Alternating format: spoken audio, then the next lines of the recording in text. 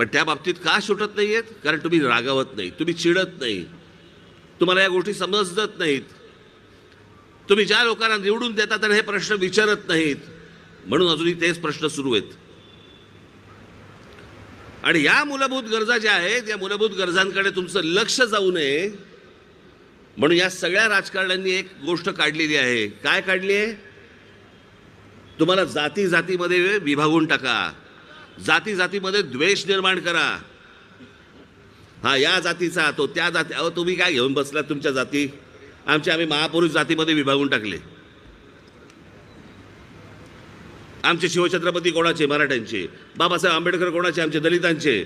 आमचे ज्योतिराव फुले कोणाचे? माळ्यांचे. आमचे लोकमान्य टिळक कोणाचे? आमचे ब्राह्मणांचे.